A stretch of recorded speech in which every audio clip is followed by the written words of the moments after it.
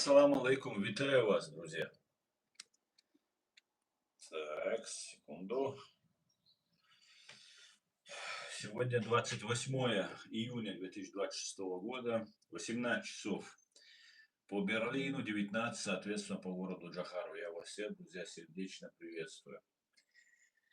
Стрим у нас сегодня, как обычно, на YouTube-канале Реалити и на канале в TikTok Аслан Арцуев. Сегодняшний стрим называется «Учреждение ФСБ сливает Россию, чтобы спасти свою шкуру». Об этом и многом другом давайте сегодня поговорим. И, как обычно, напоминаю всем тем, кто находится во временно оккупированной Ичкерии, либо в фашистской России, пожалуйста, заботьтесь о вашей безопасности, будьте осторожны. Будьте осторожны.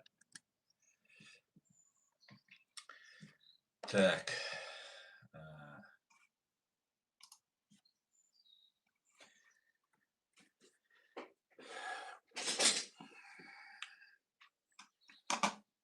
Все остальные, как вы помните, присоединяйтесь, задавайте вопросы и так далее. Итак, вначале я хотел бы вас ознакомить с одним текстом, который мне очень понравился.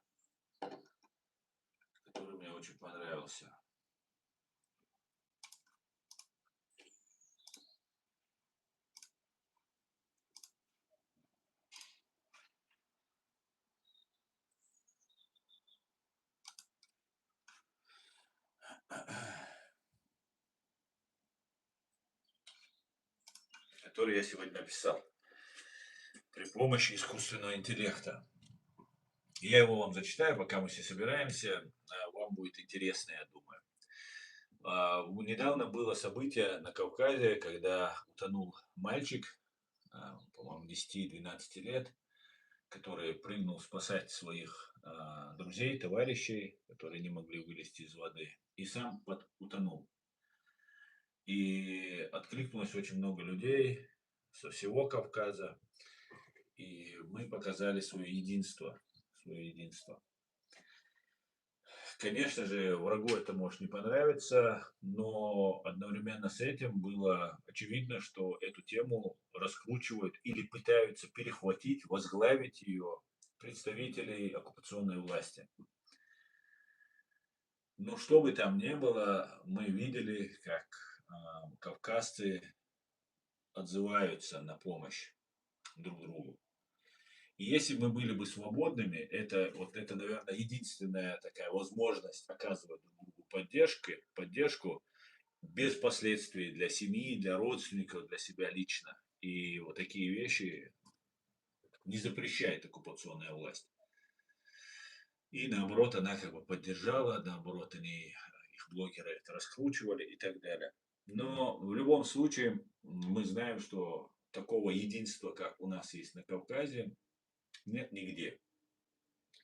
Несмотря на то, что Россия очень много усилий прикладывает, чтобы нас разобщить. И я очень, наверное, вы, наверное, слышали, критически отношусь к всем тем, кто воевал против нас с Кавказа. Я к ним более требовательно отношусь, чем даже к русским оккупантам. Потому что оккупант есть оккупант, а тут свои. И вот я хочу объяснить, почему мы свои. И наш враг это тоже знает, и он тоже внедряется под видом своих. То есть они как бы этнически свои, но политически, морально они враги, хуже врагов. С врагом можно договориться, с предателем нет.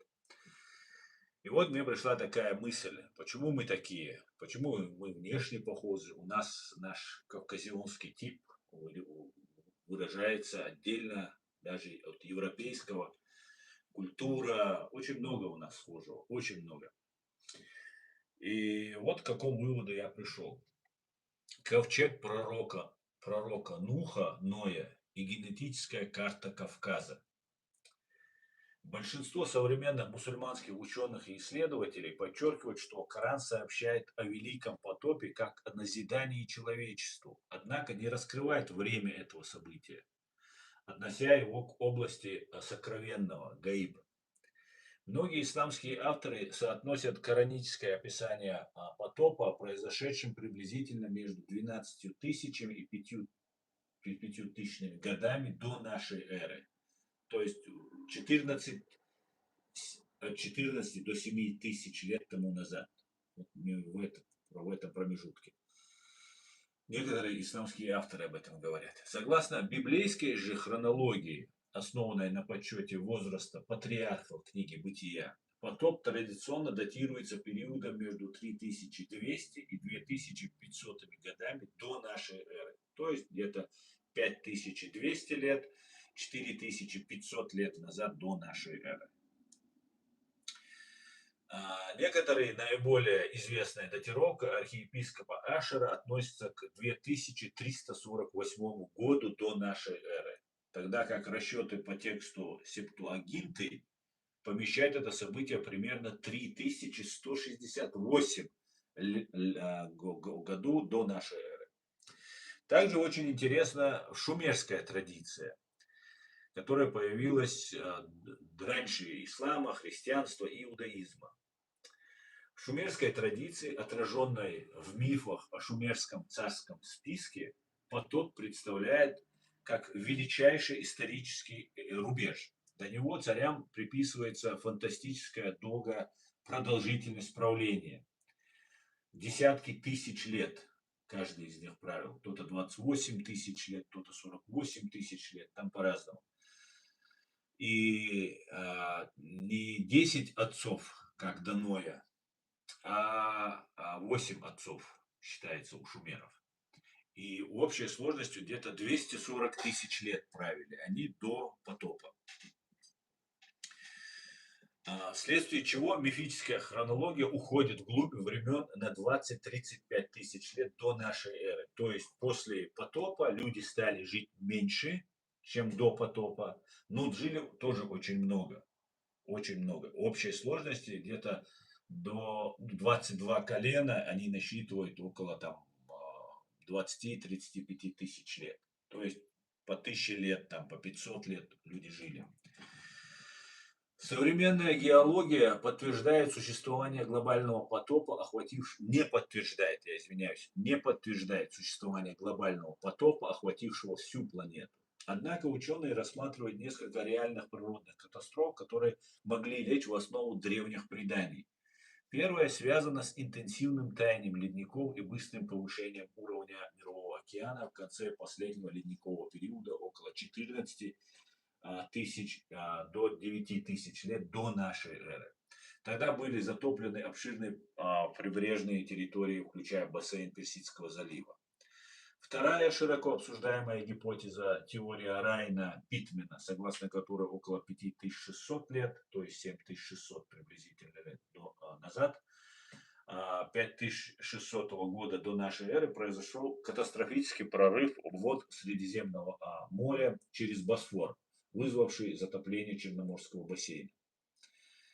Может быть и третья версия, потому что очень многое указывает и на Каспийское море. Причем и в Коране, и в Библии, и у шумер указывается, что не только была вода или там с гор спускалась, просто дождь долго шел, а еще и внутренние гейзеры поднимались. Что Черное море, что Каспийское море обладают вот этими гейзерами в большом количестве. Особенно это касается Каспийского моря. Поэтому пока ее не изведали, эту теорию, эту гипотезу, пока ее не будем трогать. Это не самое главное.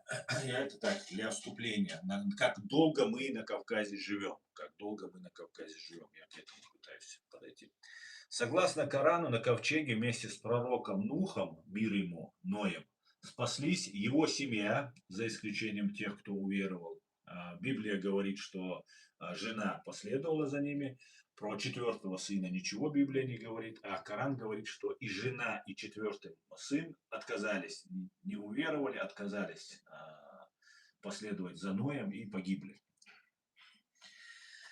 Согласно Корану, на ковчеге с пророком Нухом спаслись его семья, за исключением тех, кто его отверг веру, немногочисленные уверовавшие из его народа и животные по паре каждого вида. Ну, наверное, это вот локальное место, где вот эти люди проживали. все животные всего мира, конечно бы, на ковчег не поместились, тем более описываемый ковчег. А, И вот цитата из Корана. «А когда явилось наше веление и разверзлась земля, закипела печь, мы сказали, погрузи на него от каждого вида по паре, а также свою семью, за исключением тех, о чьей гибели уже было произнесено слово, а также тех, кто уверовал. Но уверовали вместе с ними лишь немногие». Коран, сура 11, Худ, аят 40, перевод Кулиева. Сколько человек находилось в ковчеге? Сам Коран не называет точного числа спасшихся, ограничиваясь словами о том, что уверовавших было лишь немногие. Вместе с тем, в исламских преданиях, тафсирах и хадисах приводятся различные оценки. Наиболее распространенным является мнение, согласно которому на ковчеге находилось от 72 до 80 человек, включая 3 сыновей Нуха, Яфета, Сима и Хама с их женами, а также других уверовавших представителей этого народа. Ниже приведен перечень автохтонных народов Кавказа, составленных на основе современной лингвистической этногенетической классификации, то есть народов, языки и культуры которых сформировались непосредственно на Кавказе. Первое. Навские народы, Восточный Кавказ, чеченцы, ингуши, бацмийцы. Второе.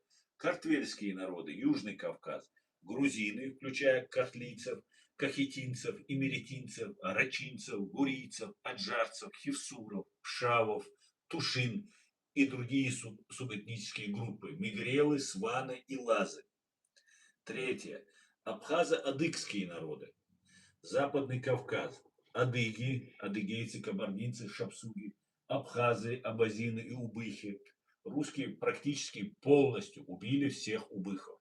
Просто язык их исчез, не остался. Последний носитель языка умер в 1992 году. Россия очень сильный. Вот тот геноцид, который там постоянно русские нам рассказывают о том, что американцы индейцы устраивали, это детский садик по сравнению с то, что делала Россия по отношению к черкесам, кавказцам в целом, чеченцам, ингушам, другим народам и к северным народам, которым она применяла очень жестокие меры. Убыхи были полностью изгнаны со своей исторической родины в результате Кавказской войны и массовой депортации в 1864 году. Их язык считается вымершим после смерти последнего носителя в 1992 году. Четвертое. Дагестанские народы, Восточный Кавказ. Аварцы, андийцы, ахвахцы, багуалалы, батлихцы, годоберинцы, каратинцы, тиндинцы, чамалалы, бештинцы, гуникцы, ну и так далее, и так далее. Очень много, это все входит в аварские народы. Туда входят также арчинцы, даргинцы, лакцы, дидойцы, лезгины, табасараны, агулы, рутульцы, цахуры, удины, а также шахдатские народы Азербайджана, ханалукцы, крызы и будухи. Извиняюсь, если я неправильно чью-то национальность назвал. С точки зрения популяционной генетики и антропологии к коренным народам Кавказа также относятся армяне и осетины. Несмотря на принадлежность их языков к индоевропейской семье, и они пришлые. Их этногенез на протяжении 2500 лет неразрывно связан с Кавказом.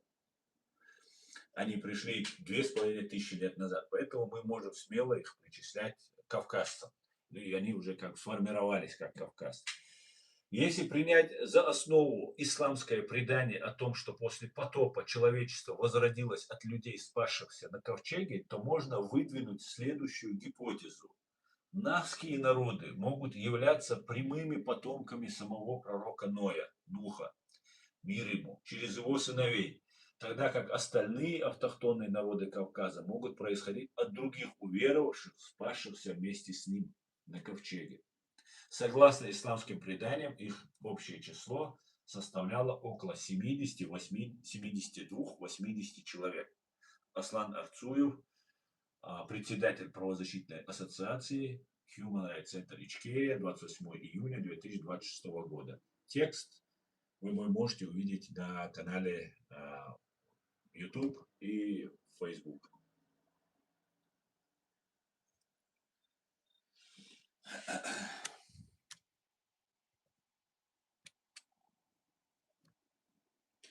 Так, друзья, теперь мы перейдем к нашей теме.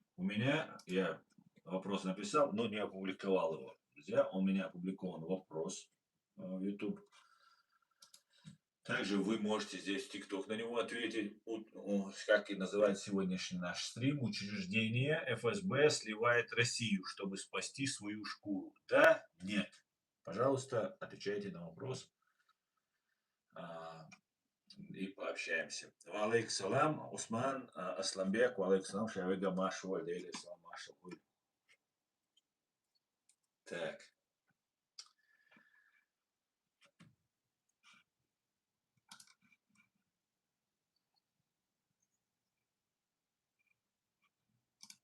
Ну и, конечно же, мы переходим к новостям. Хорошим новостям о том, что Русня горит. Русня горит. Из-за ударов украинская БПЛА полностью или частично выведено из строя около 25% российских нефтеперерабатывающих мощностей, пишет Reuters. Регионы РФ столкнулись с дефицитом топлива. По подсчетам издания «Верстка», проблемы с поставками затронули 78 регионов, а в 29 из них введены официальные ограничения. Россия оказалась в ловушке математики войны, которую сами пытались навязать. Пытаясь истощить украинское ПВО массированными атаками, агрессор в итоге сам столкнулся с критической нехваткой средств перехвата, когда интенсивность расходования его собственных запасов ракет для систем С-300 и С-400 превысила темпы производства, говорит в интервью Deutsche Welle украинский военный эксперт Анатолий Храпчинский.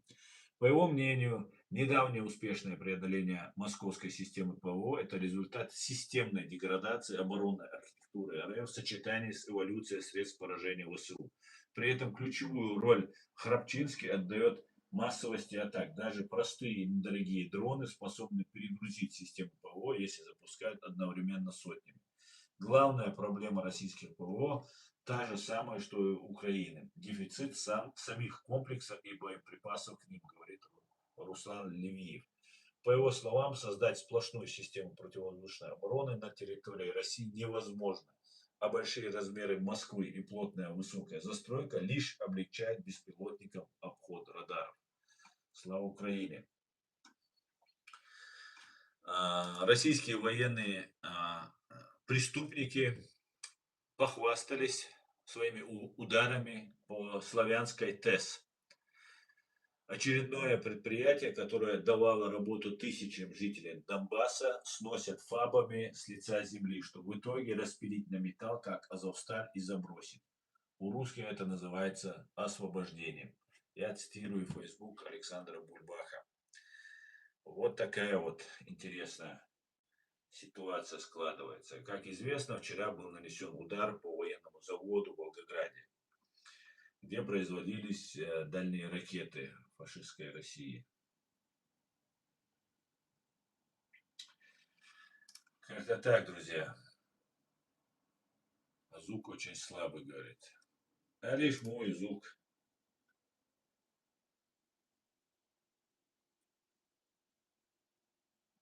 Они пойдут все, чтобы сохранить систему. Да, Стамбек, я думаю, да. Я думаю, они пойдут.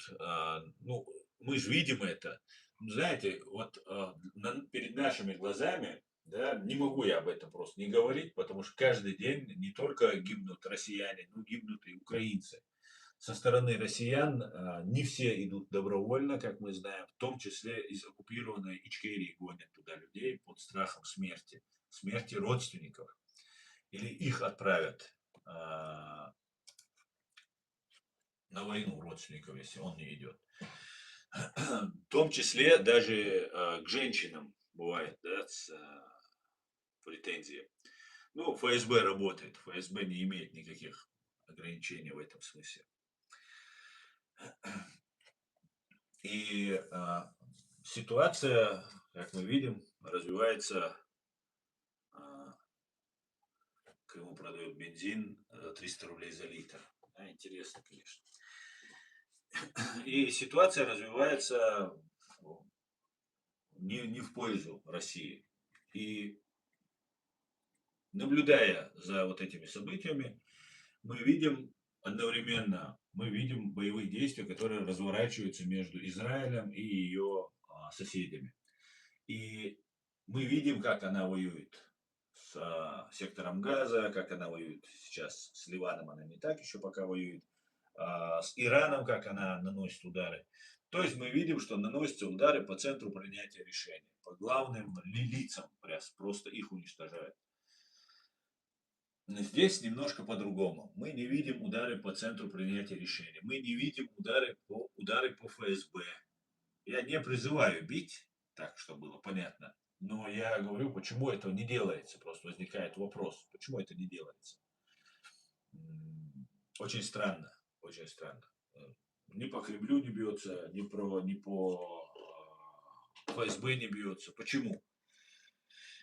Всегда вроде не долетает. Вот в Чечне ударили, в оккупированной Чечне ударили по ФСБ, Чуй-Мартанского района, ну, там рядом милицейский отдел, может, или туда попали ФСБ, может, специально били ФСБ. Но ударили в 3 или 4 часа ночи. Но там никого нет. Один компьютер сгорел. Вот и весь удар. Просто непонятно. Просто непонятно. Вот как-то так. Поэтому очень странно наблюдать за войной, которая, ну вот сейчас происходит такая система. Россию бьют не по ФСБ, бьют не по Путину, а бьют по россиянам бьют.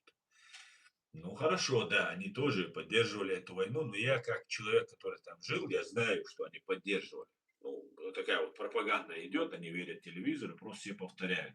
До захвата Крыма, например, вообще про Крым никто не вспоминал. Вообще никто ездить в Крым не планировал. Ну, вы можете один раз за все время слышал, там, Крым, там, и так далее. Можно отдохнуть туда-сюда.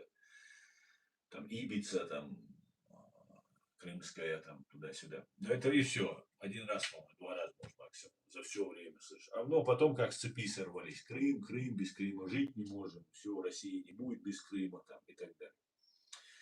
Но по факту это конъюнктурщики, это конформисты. Это и для безопасности, ну и пропаганда, она такая. Ты просто повторяешь то, что все вокруг повторяют, и все. Но не виноваты я не могу сказать. Конечно, россияне виноваты. Но если, например, ограничить россиян от бензина, да, мы видим, что вот там очереди стоят и все. Ну, страдают россияне. Они, думаете, пойдут против Путина из-за того, что нет нефти, бензина? Я не уверен. Или вы считаете, они прямо об этом говорят, что если не будет бензина для гражданских, там 25%, например, сейчас не работают нефтеперерабатывающие заводы, 75% ведь работают, так вот эти 75% работают на военно-промышленный комплекс, на войну. Их-то, да, там грузовики отстреливаются, там перевозить не дают, но по факту военные получают свой бензин, свою нефть, у них мы не видим очередей. Наоборот, мы слышим, что нефть, бензин не продается, дизель, бензин не продается, потому что это для военных. Или военные продают бензин, тоже понятно, значит, у них есть. Поэтому как это помогает простому украинскому солдату в окопе? Я имею право такой вопрос задать. Как вот сидит парень в окопе, как ему это помогает? Что где-то в Москве, там, где-то в Перми стоят в очереди на заправку в жаре, сидят в машине, кондиционер не включишь, может, бензина нет. Ну, как это помогает простому украинскому парню, солдату, сидящему в окопе? Ну, кроме моральной поддержки. Поэтому очень странная война, которую мы видим. Мы видим, что на территории Украины представители лже-Ичкерии, патриоты, лже-патриоты Ичкерии находятся спокойно общаются. Мне представители российской разведки предлагали работать на российскую разведку против Украины. Я отказался. А Муса Ломаев, который, видимо, не отказался, сейчас вещает и каждый день чепуху несет. Ну, очень странно, что такие вещи происходят. Есть такой украинский блогер, Шелест, по-моему, его зовут. Вот этот Шелест очень долгое время брал интервью у этого, как его, Арестовича, с которым общался с Фейкиным. Теперь этот Шелест сидит, общается с Шевченко, Максимом Шевченко. Кого я еще у него там видел? Еще одного какого-то. Ну, короче говоря, вот как это так получается? Как, почему? Вот мы видим вот это все. Может, это какой-то СБУшник, какая-то супер тайная какая-то система? Не знаю. Но очень странно. Ничего хорошего ни Арестович, ни Фейкин для Украины не сделали. Просто я не увидел этого. Вот они успокаивали. Спокойно, спокойно, спокойно. И так далее. Потом вроде бы Арестович попал в опалу, нес то одну чушь, то другую чушь, и связи у него не очень, да, компрометированных связях состоял, но не замечен, так сказать, да, или замечен. Но вот эти вещи, у меня возникают вопросы, я имею право задавать, и, к сожалению, я буду их задавать, да, очень не хотелось бы задавать. Как-то так. Дай бог, чтобы Украина выстояла. Так, посмотрим, что нам пишут в комментариях. Уже китайцы вышли на демонстрацию в Сибири, требуют отсечения своей зарплаты. Русские боятся их разгонять. Да? Не слышал. В Крыму военные продают бензин 300 рублей за литр. Вот как раз я слышал, что военные продают. Ну, 300 рублей, это, конечно, это уже нормально, не так, да? Больше, чем 3 евро получается. 3, там, 3,5 евро.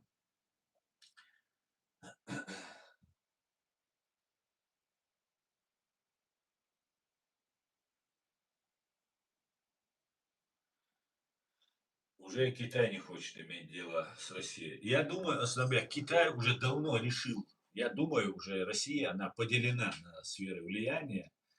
И Китай получит часть Сибири, американцы получат Чукотку и, возможно, Бурятию или Якутию. Может, Якутию. Поэтому может Кутаев без своих якутских алмазов, ну, своих в кавычках, конечно, якутских алмазов остаться. И, скорее всего, Илон Маск, ну или его компания, прокопают тоннель под проливом между США и Аляской и Россией, и Чукоткой, и будет вот такая вот связь подземная.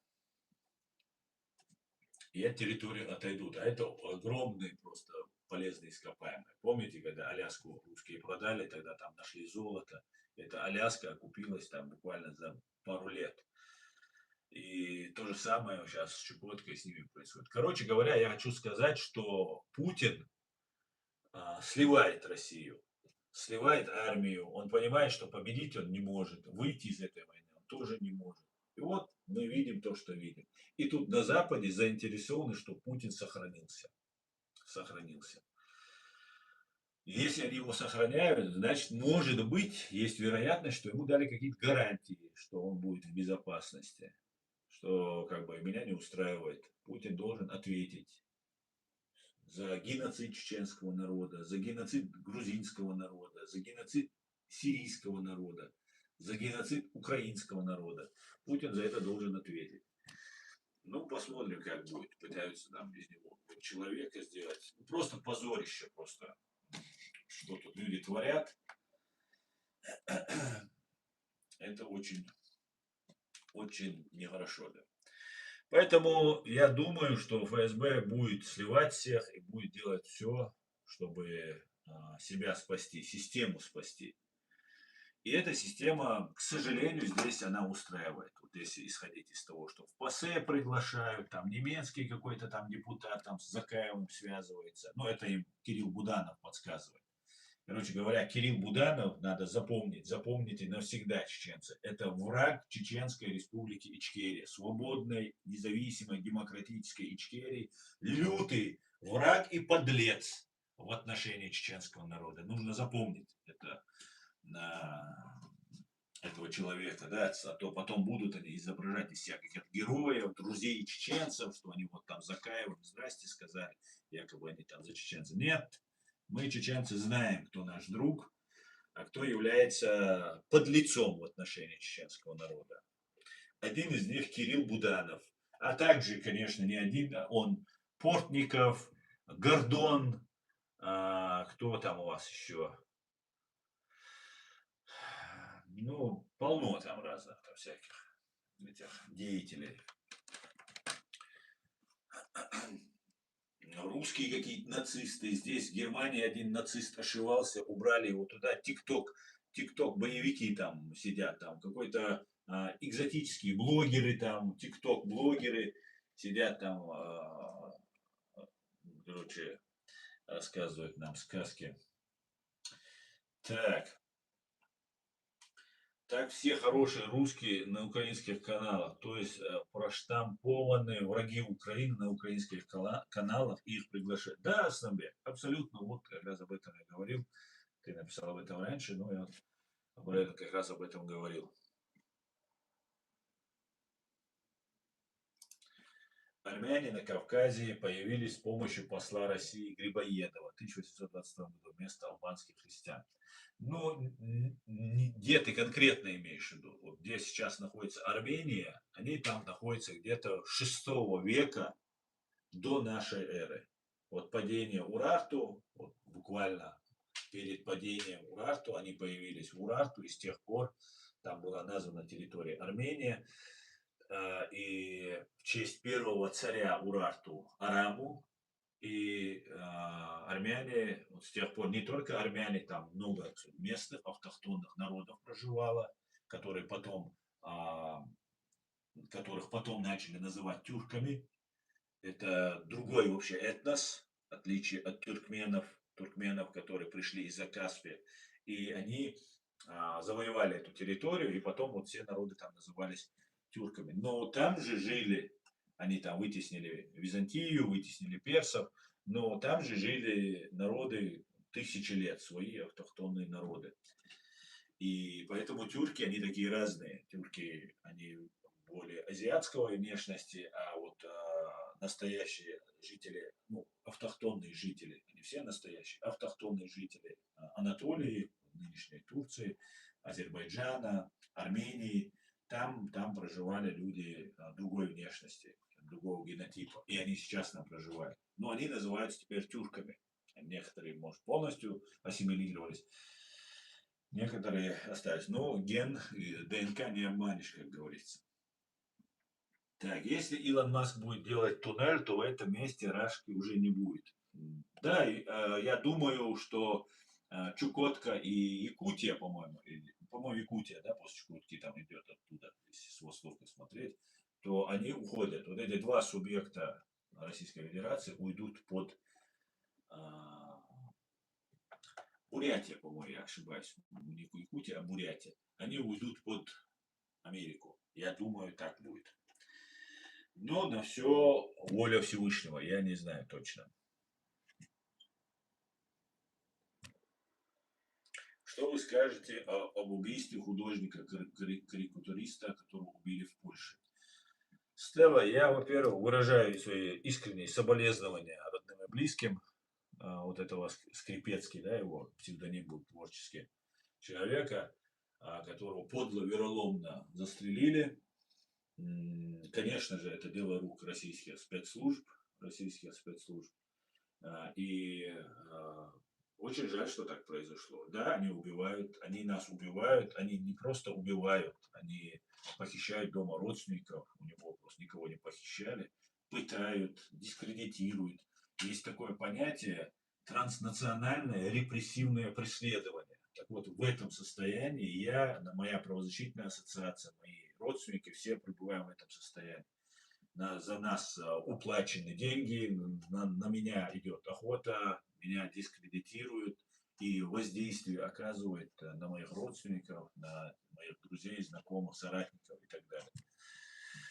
Поэтому, конечно, я к этому отношусь очень плохо, что убили человека. Это бандиты, это террористы, самые настоящие террористы. Это дело рук ФСБ и ГРУ. ГРУ исполняет, ФСБ заказывает. Может, этот Буданов Кирилл родственника другого Буданова, который убивал чеченцев? Вполне может быть. Почему нет? Тот тоже был с Донецка, я не знаю этот откуда. Но если он планирует быть авторитетом среди людей, я ошибаюсь, что у него, я уверен, что у него ничего не получится. У Буданова не будет того. Да, у него будут свои какие-то сторонники, ну, которые верят этой пропаганде, но мы не верим. Мы не верим ни одному его слову. Да, Скрипецкий, я считаю, что в этом есть вина польского государства. Да, Польша не защитила Скрипецкого. Да, Стелла, совершенно верно, абсолютно так. Здесь нас никто не защищает. Меня лично никто не защищает. Никто. Да, я думаю, телефоны мои прослушиваются, там, наблюдения. Но после моего убийства они задержат преступника. Там его не задержали, вот этого, но уже задержали там кого-то. Но и также было с убийством Зелимхана Хангашвили, который вначале был объявлен террористом, потом все обвинения с него сняты, убран был из розыска, жил здесь, и потом его убили. Правда, его убийца непосредственно убийствами занимался Кирилл Жало. Такой есть такой. Кирилл Жало, по-моему, звали. А его сын Алексей, по-моему, Жало, или я их путаю, папу звали Алексей, ну, короче, Жало. Так вот, его сын, вот этого непосредственного ГРУшника, который занимается заказными убийствами, здесь террористическими актами, его сын случайным образом выпал из российского посольства через буквально 2 недели после убийства Зелимхана Хангашвили. Я ничего не утверждаю, конечно, потому что я знать этого не могу, но мне кажется, что это не случайно он погиб, вот этот Кирилл или Алексей Жало. И я думаю, он не выпал из окна российского посольства. Вполне возможно, что он не выпал из окна, скажем вот так, аккуратненько. Но Зельмгана нет, Зельмгана убили. Его убийца был встречен Путиным в Москве. И вот такая вот, да, такая вот ситуация. И со мной также поступят. Да, убийц поймают, это 100%, но у них торпед много, а в конце концов можно прислать того, которого потом можно будет обменять. Считай, практически ничем не рискуешь, там посидишь 2-3 года в немецкой тюрьме, выучишь немецкий, и потом вернешься героем на Россию. Да, вот такая вот. Я вам говорю, не только Польша, Германия такая же. Германия, знаете, что делает? Да, давайте немножко покритикуем Германию. Германия все свое время, она заигрывала с россиянами. Она делала для них все. Она думала, что если нефть, газ оттуда идет, то все отлично и так далее. Что русские не будут им ничего плохого делать, ну раз ты в бизнесе большом завязан, глупо, да? А у русских другие понятия, они не понимают этого. Или над, или под, они по-другому не умеют, на равных не умеют. Или над, или под они только умеют. И ему не важно, сколько вы ему дали денег заработать, КГБшнику, Путину, Патрушеву, Сечину или какому-нибудь Якунину. Ему это не важно. Ему важно, сколько вы заработали, сколько у вас осталось. Он не смотрит, сколько он заработал, сколько у вас можно еще забрать. А забрать у немцев много чего можно по их меркам. Поэтому они будут это дальше делать. И Германия в этом смысле, она долгое время, вот один интересный эпизод из случая. Вот смотрите, Кизеветер встретился с Закаевым, его Буданов, видимо, туда направил, и там он встретился с Закаевым в Украине. Немецкий политик, который там борется, якобы борется, или на самом деле борется с российским вот этим влиянием, воздействием на Германию. Но был другой случай, когда Закаев был министром культуры Чеченской республики Ичкерия. Его отправили, или он сам там напросился сюда, приехал, встретился встретиться с немецким министром.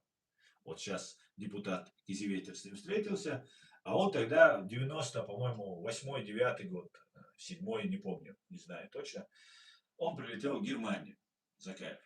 И здесь встретился, здесь есть один такой очень мутный чувак по имени Эккехард Маас. Якобы большой сторонник чеченцев, на самом деле, да, он некоторым кому-то письма пишет, что-то делает, но на самом деле я не верю ему абсолютно. Этот человек мне рассказывал историю, пытаясь узнать мою реакцию, я так полагаю, что когда Закаев сюда приехал, с ним поехал вот этот Эккехард Маас, и они пришли к министру немецкому, не помню какому. И тот немецкий министр на пороге прямо сказал: если вы от независимой Чеченской республики Ичкерия, я вас не приму. Если вы как субъект Российской Федерации, я вас приму. Это мне, Эккехард Маас, и одному еще парню на даче у Эккехарда Мааса рассказывал вот эту историю. Рассказал. Потом ее он рассказал на одном митинге еще. И Закаев сказал: никаких проблем, конечно, часть России, да. Никакой помощи Закаев чеченскому народу от этого министра немецкого не оказал. Ну, просто мы не видели, может, себе в карман что-то он там положил. Но ничего Закаев не сделал. И у меня вот так возникает вопрос, почему с Закаевым встречаются, когда он признает себя россиянином, и сейчас, когда он работает на Россию, дискредитирует чеченский народ, дискредитирует чеченское сопротивление, пытается узурпировать чеченскую власть, опять с ним встречаются немецкие политики. Также я обратил внимание, что здесь в полиции в Гамбурге работают очень сомнительные личности, связанные с Россией. Если ты против России, то ты страшный, ты террорист, ты угроза. Понимаете? А если ты за Россию, то все, можно с тобой общаться. Вот так действует немец. Уже своей ложью, своими двойными стандартами, своим лицемерием довели, смотрите, до чего? До состояния, когда россияне, любой чеченец, 99,9% чеченцев, которые выступают за Россию, работают на Россию. Понимаете? Тот, кто работает, получает от них деньги, вот он и только выступает за Россию. Кого Россия купила, только этот. Бесплатно ни один чеченец эту Россию не поддерживает и не любит.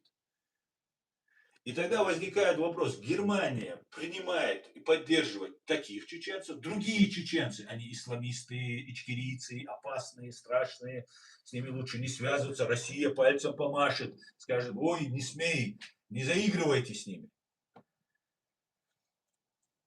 Но мы, чеченцы, являемся союзниками, самыми верными и надежными союзниками для Германии. А россияне, которые коллаборанты, которые предатели чеченского народа, которых немцы так любят, по крайней мере, любили до сих пор, они являются прямыми агентами российских спецслужб, которые представляют прямую угрозу, смертельную угрозу для Германии. Где логика здесь? Как это все воспринимать? Ладно, когда уничтожался чеченский народ, немецкому правительству было плевать, что нас уничтожают. И наше право на свободу нас наплевали. И немцы, и американцы, и все остальные. Но сейчас тебя в твою страну хотят раздербанить. Ее хотят разделить на восточную и западную. То есть с окончания Второй мировой войны, с подписанием Потсдамских соглашений, Германия поделена между Великобританией, США и Россией, Советским Союзом. Вот у меня возникает такой вот вопрос. Если они пытаются, они говорят: мы на законных основаниях. Вот смотрите, у нас документ, мы все подписывали, это наша территория. Да, мы разрушили стену, потому что думали, что вы не будете НАТО наступать. Но вы теперь для нас представляете угрозу, и мы решили пересмотреть свои взгляды и сказать, что у нас есть документ, это наша территория, это наша зона влияния. В таком случае русские не отстают, и мы видим, все силы брошены на Германию. Все российские вот эти спецподразделения, ГРУ, ФСБ, все брошены против Германии. И Закаев в том числе в этом участвует. В том числе, он работает прямо на Кремль. На Патрушева, постоянно Патрушева он там упоминает. Скорее всего, на него. И вот возникают очень странные такие вот несостыковки у меня в голове. Ладно, ладно, нас не жалко. Это не ладно. Я категорически против этого. Ну такая вот. Вот приняли, спасибо. Кормят больных, помогают там и так далее. Но, а как же своя страна? Как так будет? Вот такие вот вещи интересные получаются. Министр внутренних дел, бывший министр внутренних дел, Вольфганг Шойбле сказал, что мы были неправы, что посчитали, что чеченцы, борьба чеченцев за свою свободу, это часть мирового исламского джихада. Это фейк, выдуманный самой Россией и ее агентами из арабских стран. Ну и еще, может, кем-то. Мы боролись за свою... И Шойбле, министр, признал, что это было так. Но уже сколько чеченцев выдали России, сколько погибло чеченцев, сколько в тюрьмах сидят. А что с ними делать? А дальше что? Вот здесь переводчики, в разных государственных учреждениях работают тоже представители. Вот если они связаны хоть как-то с Россией, 100% это агенты российских спецслужб. Вот не 99,9, а 100%. Они платят. Чеченец не может быть просто не может быть. Я не встречал такого чеченца, которого убивают, его семью убивают, его унижают, на весь мир обзывают убийцей, террористом, черномазом и всем остальным там плохими словами. А он любит эту страну. Ну, не бывает такое. Ну, у чеченцев точно не бывает. Ни у кого не бывает. Ну может, у кого-то может быть стокгольмский синдром, но по большей части среди чеченцев таких нет. Ну, по какому-то странному образу Германия не хочет общаться. Россия будет ругаться. Нельзя, Россия страшная. Ну, получите тогда. И отношение ко мне, возвращаясь вот убийству Скрипецкого, и отношение такое же. Понимаете? Ты давай ты там, говори, делай там, а ты пошел ты. Но если тебя убьют, мы обязательно поймаем. Звездочки-то нужны на погонах. Следовательно, кто меня сейчас слушает, им всем звездочки нужны, карьера нужна, рост. У нас жизнь, наша судьба, для них не важно. У них своя работа. Карьера, звездочки и все остальное. Как-то так дело, как-то так. Поэтому Германия не совсем правильно ведет себя в отношении чеченского народа. А как нас депортировали массово? Мне приходилось митинги организовывать тогда. Слава богу, услышали, перестали нас депортировать, потому что люди, которые за нас, здесь тоже есть. И вместе с критикой должно быть и, конечно же, и благодарность. И она есть, эта благодарность. И моя благодарность, моя личная благодарность заключается в том, что я не живу на социале, плачу налоги, и верой и правдой служу Германии. Ни словом, ни делом ее не предаю. И не предам, и не дам никому предать. Это я официально заявляю. Это моя вторая родина. Но я знаю, что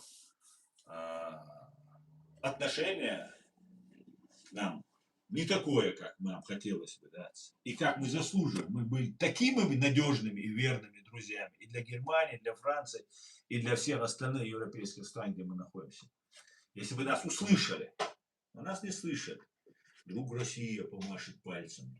Вдруг Россия. Ух, страшно как дело. Так, к сожалению, Скрипецкий мало заботится о своей безопасности, говорит Асланбек.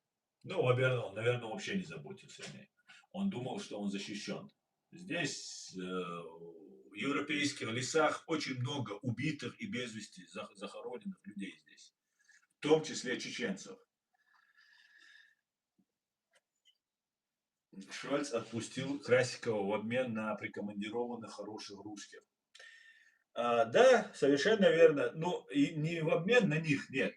Будет правильно сказать, что обмен американцев и немцев на российских террористов, граждан Америки и США, Германии и США на российских террористов обмен произошел 8-8, если не ошибаюсь, или 7-7 там у них был обмен. А вот этот Пивоваров, Карамурза, кого они еще там, короче, дали, они переданы в дар, их не меняли. Им ни немцам, ни американцам они нафиг не нужны. Американцам и немцам нужны были свои люди. Своих людей они забрали. Да, конечно, это неправильно было сделано. С другой стороны, нужно забирать своих людей. Но забирают там какую-то там девушку с наркотиками, которую поймали. Не знаю, поймали или нет. Говорят, поймали с наркотиками. Вроде особо не отрицалось, что поймали с наркотиками. Ну и там разных там каких шпионов там и этих. Ну, русским верить, себя не уважать. Ну, по крайней мере, так они заявляли. А здесь чистые террористы, убийцы, Красиковы, там разные другие, там ублюдки и террористы. И так получилось, что в довесок, в дар передали Карамурза, это им делается легенда. И они теперь здесь должны организоваться. Вот это тоже очень странно. Ведь все понимают, что они в дар переданы. Нет, им здесь разговаривают с ними, там туда-сюда, вербуют, там что-то еще пытаются делать. Но это имперцы, это фашисты, самые настоящие имперцы. Они даже хуже Путина будут к нам. Ходорковские, там, Карамурзы всякие, они хуже Путина будут. Понимаете, хуже. Для нас, для чеченцев. Значит, соответственно, будут и для других тоже. Просто первые начнут с нас, а потом до всех дойдет.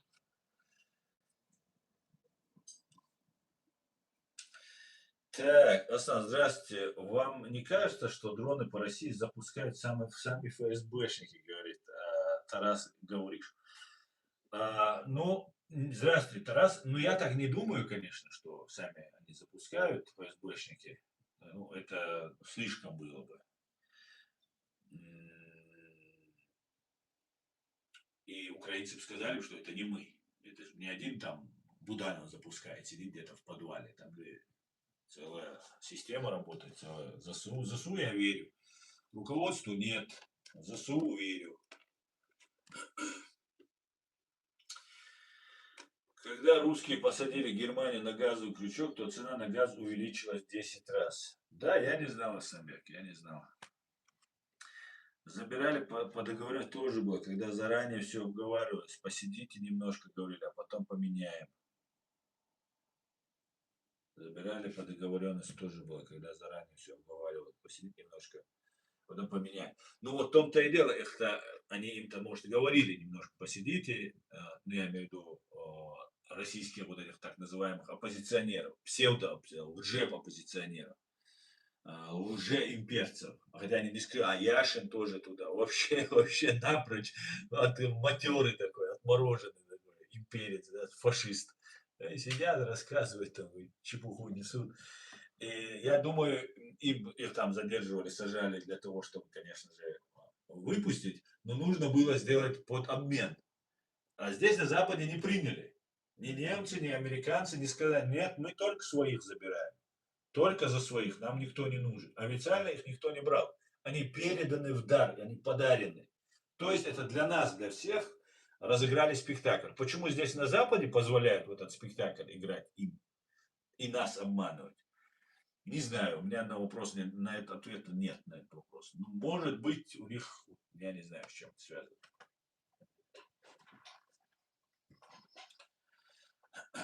Так.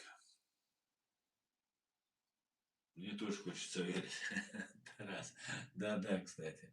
Но я не думаю, Тарас, что все-таки это не украинцы делают. Нет, у ФСБ нет такого ресурса даже 660 дронов запустить по своей фашне. Нет, это где-нибудь утекло бы. Нет, это прилетает откуда-то. Может, с Украины прилетает, может, еще откуда-то. Но это делают, я думаю, украинцы. Некоторые европейцы тоже по договоренности задерживали в Москве и Питере. Вполне возможно, Сабек. Я не верю, я абсолютно не верю вот эти игры, которые они делают. И вот эти спецслужбистские вот эти темы, они для меня очень непонятные. Очень. Так.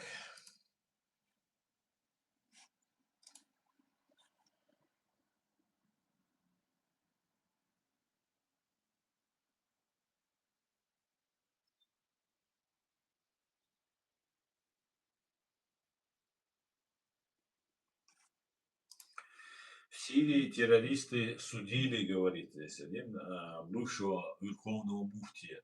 В числе обвинений в связи с Россией и поддержка российского присутствия. Видимо, была частью договоренности с Трампом. Теперь вопрос, где дух отбоя, ну и так далее. Судят Ахмада Бадр-ад-Дина Мухаммада Адиб Хасуна. Это человек, который был верховным муфтий. И это хороший знак. И это касается муфтиев, которые, так называемых муфтиев, мерзавцев там один был, Мирзоев такой один был, Мирзаев его была фамилия, и там разные другие. Не забывайте, не забывайте. Цадеца рячун, кешчуна, да, чего кешч.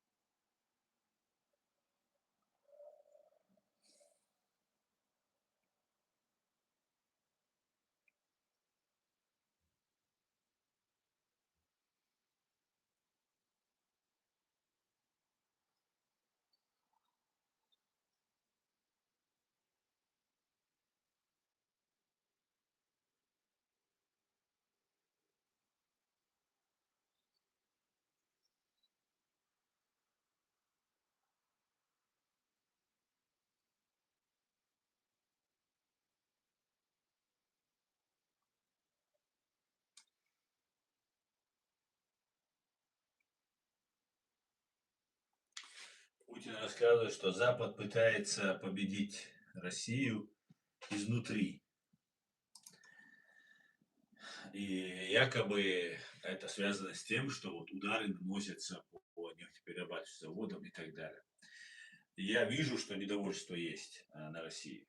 Оно всегда было. Там на самом деле есть определенный процент людей, которые прекрасно понимают, что происходит, и не доверяют. И у них нет вот этого имперской зашорости. Но в основном русские, во-первых, до беспамятства боятся своей власти, и в другом их мало тех, кто реально что-то готов предпринимать и что-то делать. Поэтому если кто-то думает, что если не будет нефти, русские поднимутся и там они проголосуют против Путина и так далее, выборов честных там нет, мы это знаем, значит, соответственно, получается, что они не восстанут.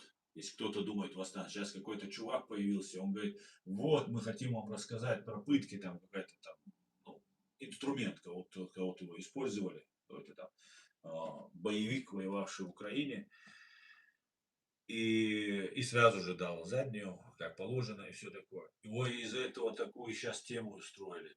Буквально там сутки это все продолжалось, пока тот быстро сказал, что нет, я не против там и так далее. Все, он съехал, и все закрылось. Но еще продолжает немножко говорить об этом. И сейчас как бы кажется, вот сейчас Путин заявляет о том, что Запад пытается раскачать ситуацию внутри России, чтобы поднялся народ. Так вот этот народ пока подниматься не собирается. Понимаете, если там какая-то хитрая там комбинация о том, что сейчас они там без нефти оставят, потом продукты подорожают, потом еще что-то, и русский народ поднимется, это ошибочно. Во-первых, слишком много уже воевавших, и сейчас у них практически там военное время, и будут расстреливать без суда и следствия, они и так там мочат, забивают, там пытают, избивают, что угодно делают. А во-вторых, ну не встанут русские, ну нет такого сейчас, такой возможности у них встать, ни оружия нету, ни вот контроль интернетом, который сейчас есть, и через него нет у них возможности даже объединиться, чтобы собраться. И вот этот чувак выступил, такой хай подняли, и такой, и знаете, такое впечатление было здесь, на Западе об этом начали говорить, ну просто ни о чем, просто он сказал, что вот нас там кого пытают, а пытают там безбожно просто они людей пытают, своих, которые не идут, отказываются идти вот на эти мясные штурмы под украинские дроны. Ну, любой откажется, да. И это Путину и так известно. Прекрасно это Путин команду дал. Путин согласен с этим. Все прекрасно Путин знает. Плевал он на этих людей. Абсолютно ему плевать. И вот в этой ситуации как-то Запад себя ведет, знаете, такое впечатление, что ой, не дай бог Путина свергнут. Вот так мне показалось. Смотрите, там кто-то голос подал, кто-то хочет на Путина напасть. Я считаю, что у Путина есть договоренность с Западом. Вначале влезли, думали, Украину возьмут, не могут ее взять, и Путин отстегивает, сбрасывает балласты, отстегивает там то Нагорный Карабах, там, то Сирию. Ну, короче говоря, сделки идут, сделки. Не так, просто так не сбрасывают, по чуть-чуть себе что-то оставляют. День выиграть, два выиграть и так далее. Поэтому такая вот очень странная, очень мерзкая ситуация, прямо скажем. Мерзкая. И Путин говорит, вот, они хотят народ поднять. Но смотрите, любой человек, когда у него нет нефти, мы уже видим, еды нет, нефти, бензина нет, это нет, того нет. Люди, конечно, вот интернетом ограничены. Кто-то что-то скажет. Ну, раз будут репрессировать, они не делают революцию, они не поднимают народ. Они просто говорят мнение свое, что вот нет бензина, нету там интернета, еще чего-то. Все будут репрессировать. Режим только укрепится. Не победить его таким образом. Победить его можно только если фламинго будут лететь на ФСБ, на Лубянку, на главное здание, и на Кремль. Вот тогда будет, как евреи и американцы воевали против Ирана. Вот в таком случае можно победить и заставить сесть за стол переговоров и делать то, что им говорят. Все остальное, присылать сюда в дар вот этих своих лжеоппозиционеров, оставлять россиян без бензина, еще это, да, полезно, нужно, очень хорошо. Но если кто-то рассчитывает, что поднимется, я вот не верю. Да, какие-то там группировки, может, поднимутся, там еще что-то сделать, их быстро локализуют и уничтожат. Вот и все. Короче говоря, игра идет, играют они нашими судьбами, нами, такие великие стратегии, великие мыслители. Только у меня вопрос возникает, почему эти великие стратегии, великие мыслители, в том числе американцы, которые говорили, что не подождите, чеченцев просто вырезают каждого второго, просто каждого четвертого, вырезают просто. Американцы говорят, подождите, они скоро демократами станут. То есть мы знаем, кем они станут. Они были людоедами и станут людоедами. И пришли сейчас в Украину продолжать свое людоедство. А нам говорят, нет, подождите, они демократами станут. Скоро там все будет хорошо. Вот к чему приводит. В Америке ничего не случилось. В Америка живет, процветает. Сейчас чуть было ее, правда, в Иран не втянули. И в катастрофу ее чуть не втянули. С Европой ничего не случилось. Все нормально у них. Они при деньгах, у них все нормально. Просто чеченский народ потерял четверть своего населения. Сейчас украинцы теряют, грузины потеряли. А, плевать им на нас, на всех. Понимаете? Вот как все это выглядит. Вот как это получается. Значит, поднимется народ, свергнет Путина, они приведут какого-нибудь там другого, и третьего и так далее. Ходорковского, там, какого-нибудь Кутаева. Представьте себе, они издеваются над нами. Но, знаете, с другой стороны, мы же правду здесь собрались говорить, с другой стороны, а что мы делаем, чтобы этого не было? Что мы делаем, вот мы, чеченцы, другие россияне, оппозиционеры, настоящие, не симулякры. Там отдельный кто-то работает, кто-то трудится, не объединяются, не собираются. Вот чеченская молодежь, например, переживают, все такие ичкерийцы. Что же вы президиум не поддерживаете? Что же в Украине воюющие чеченцы не поддерживают президиум? Если бы у нас было б оружие, деньги, тогда бы нас поддерживали бы, и президиум поддерживали бы, и меня поддерживали бы. Но у нас нет оружия, у нас нет денег, у нас нет возможностей. Но это не значит, что мы не одно целое и не легитимны в этом направлении. Да почему этого не происходит? Вот поэтому с нами так и поступает. И Европа так поступает, и Америка так поступает. Потому что нас нет. Просто нас нет. Мы сидим зрителями стали все. Никто уже не хочет быть участником.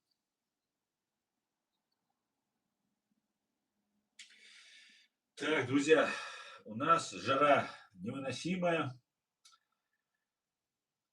Ну, она выносимая, в принципе. Но у нас в Гамбурге здесь очень душно. У нас влажность очень высокая. Поэтому я стрим свой сегодняшний закончу на этом. Спасибо, что смотрите и поддерживаете нас. Голосование я закрываю тогда. Кто хочет, кто не успел, давайте проголосуйте. Учреждение ФСБ сливает Россию, чтобы спасти свою шкуру. Да, 66%, нет, 34%. На этом наш стрим заканчивается. Друзья, спасибо вам. Постараюсь завтра выйти в эфир. Россияне все вместе. И не россияне тоже, но россияне особенно. Слава Украине! Учите, учите, вам всем это пригодится. Все будет Ичкерия. Адикюэль Маш Оэль. Всего хорошего, друзья. До свидания, до завтра.